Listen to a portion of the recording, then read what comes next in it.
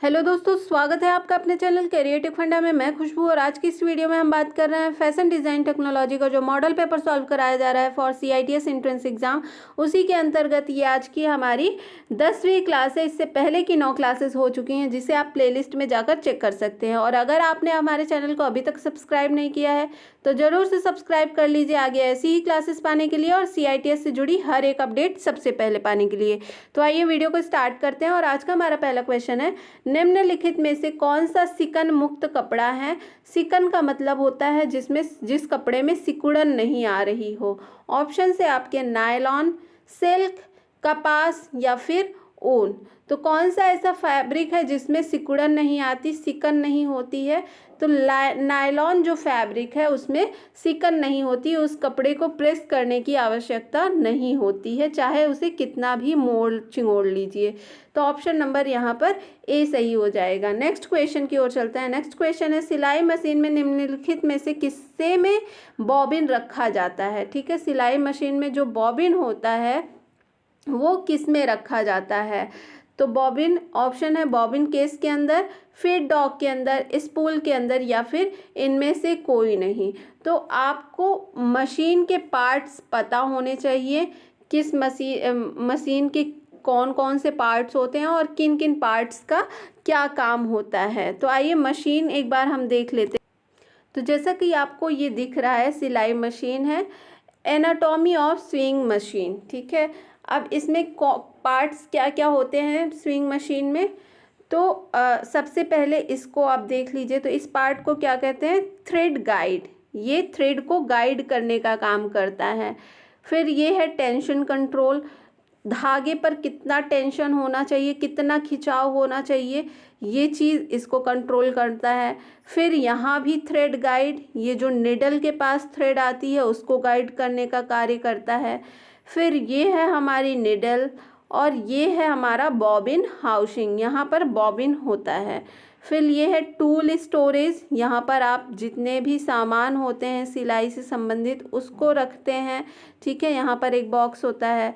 ये है आपका प्रेशर फुट लीवर, ठीक है, प्रेशर क्रिएट करता है। ये है प्रेशर फुट। फिर ये है आपका जो निडल थ्रोट प्लेट, ठीक है, जिस पर कपड़ा आपका फिसलता है, आगे की तरफ बढ़ता है।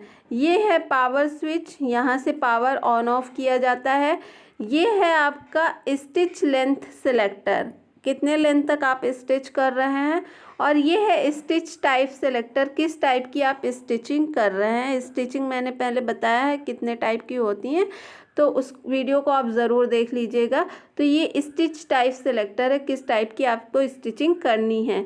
ये आपकी हैंड व्हील है और ये है बॉबिन वाइंडर स्टॉप। ठीक है, इसमें बॉबिन में जो धागा है उसको वाइंड किया जाता है।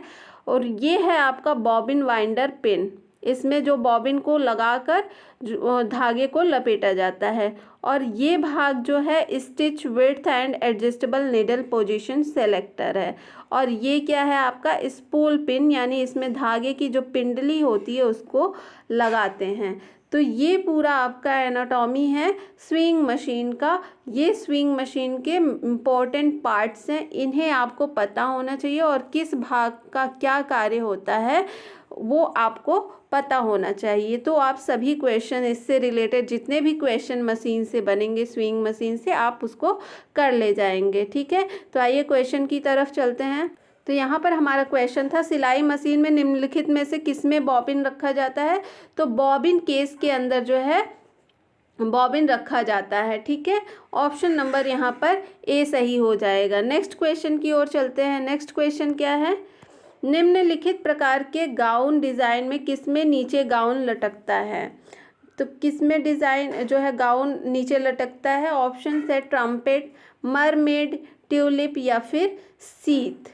तो किसमें जो है आपका गाउन नीचे लटकता है, गाउन डिज़ाइन में किसमें गाउन लटकता है। तो ट्रम्पेट जो होता है उसमें गाउन लटकता है। ऑप्शन नंबर यहाँ पर ए सही हो जाएगा। निम्नलिखित में से किसमें धागों का स्पूल रखा जाता है। अभी मैंने मशीन पार्ट्स दिखाया, एक बार आप फिर से उसको रिवर्स करके देख लीजिएगा कि धागे का जो स्पूल होता है, धागे की पिंडली कहाँ रखी जाती है और उसको क्या कहते हैं।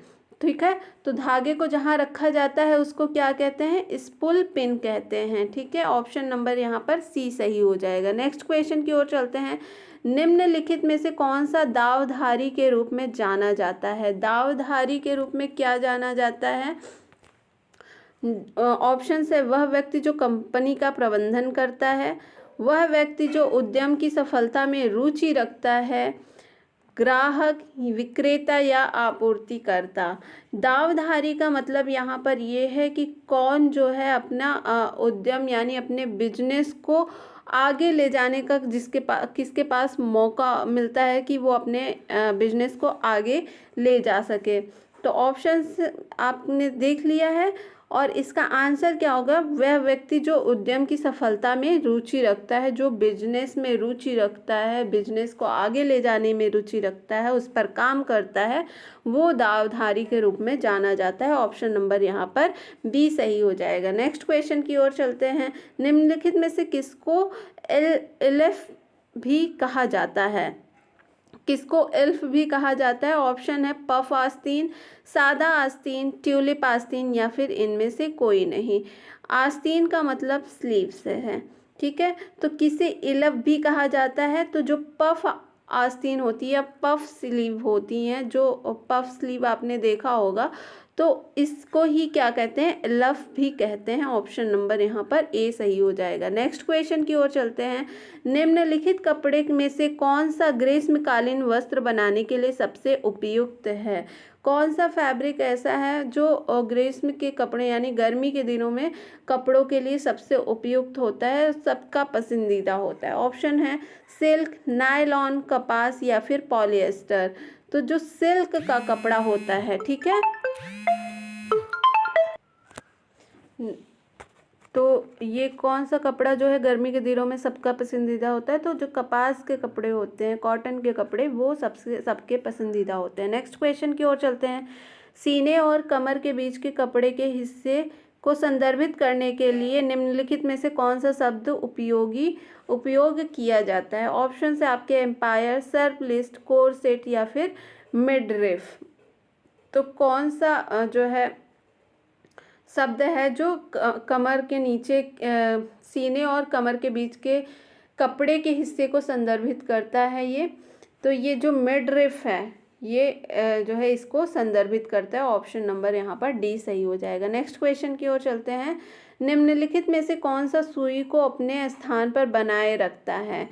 कौन सा क्या है जो सुई को मशीन में, जो सिलाई मशीन होती है उसमें सुई को पकड़ कर रखता है, उस भाग को क्या कहते हैं? ऑप्शन से आपके सुई प्लेट, सुई लीवर, सुई गेज या फिर इनमें से कोई नहीं। तो जो सुई को होल्ड करके रखता है, सुई को मशीन में पकड़ कर रखता है, उसे क्या कहते हैं? Needle clamp screw. ठीक है, ये क्या करता है? सुई को होल्ड करके रखता है। तो ये चीज़ तो ऑप्शन में है ही नहीं, तो यहाँ से ऑप्शन नंबर हमारा डी सही हो जाएगा, इनमें से कोई नहीं। ठीक है, नेक्स्ट क्वेश्चन की ओर चलते हैं। नेक्स्ट क्वेश्चन क्या है?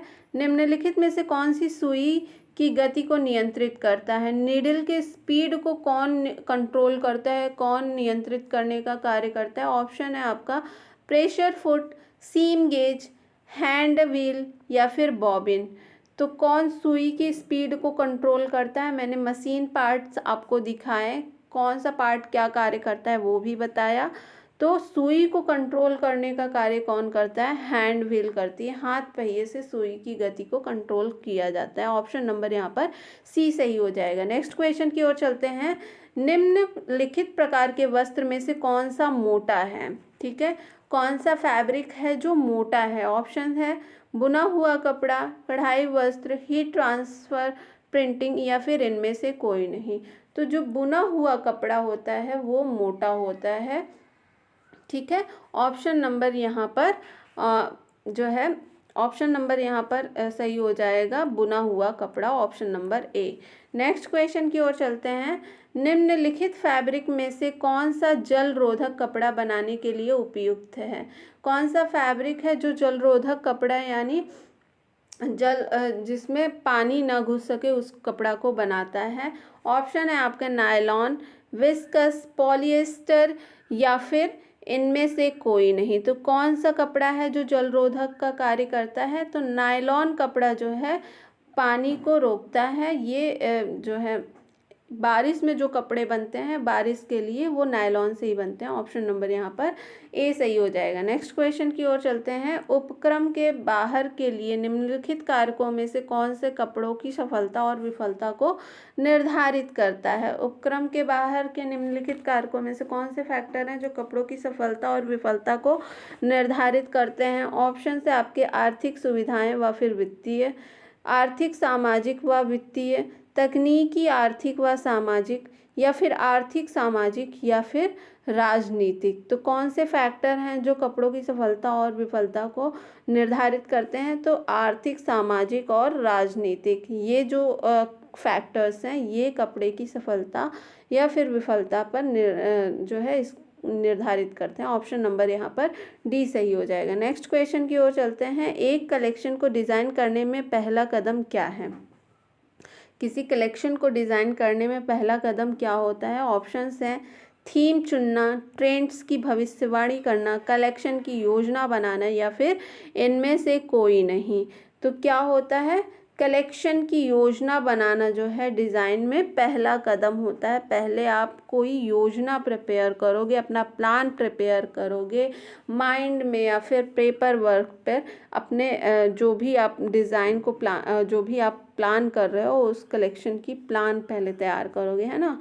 तो फिर उस कलेक्शन को डिज़ाइन करने की आप सोचोगे। ऑप्शन नंबर यहाँ पर सी सही हो जाएगा। नेक्स्ट क्वेश्चन की ओर चलते हैं। नेक्स्ट क्वेश्चन क्या है? ठूस कर भरा गया गोल तकिया जो कि परिधान के वक्र भागों को दबाने या फिर इस्त्री करने के काम में आता है।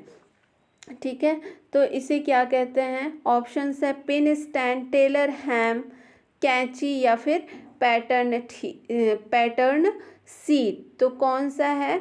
ठूस कर भरा गया गोल तकिया जो परिधानों के वक्र भागों को दबाने और इस्त्री करने के काम आता है। तो टेलर हैम जो है वो ये कार्य करता है। ऑप्शन नंबर बी सही हो जाएगा। नेक्स्ट क्वेश्चन की ओर चलते हैं। एक प्रकार की सिलाई मशीन जो धागों की 3 या अधिक रील का उपयोग करती है और सिलाई करते समय अतिरिक्त कपड़ों को काट देती है। ऑप्शन है कैंची, चाकू, सर्जर या फिर पैटर्न कटर।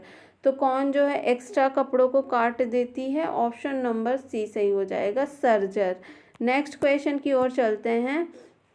परिधान विनिर्माण उद्योग में आकार को एक रूप रखते हुए नए स्टाइल बनाने के लिए कौन से पैटर्न टेम्पलेट का प्रयोग किया जाता है? ऑप्शन है फ्लैट पैटर्न, ब्लॉक, स्लोपर या फिर ड्रैपिंग।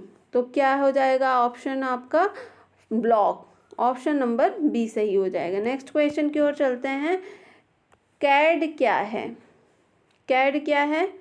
तो कैड का फुल फॉर्म भी आपसे पूछ लिया जाता है, तो कैड का फुल फॉर्म आप देख लीजिए।